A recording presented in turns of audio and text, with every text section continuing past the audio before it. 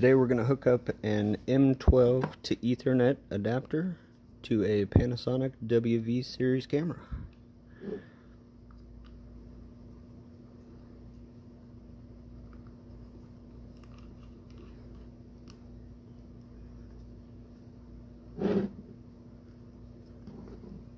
Straight to normal PoE injector. See, the camera comes alive.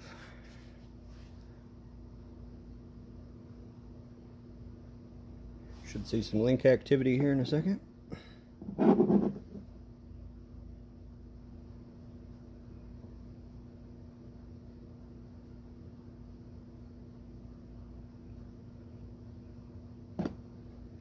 Looks like it's ready to boot.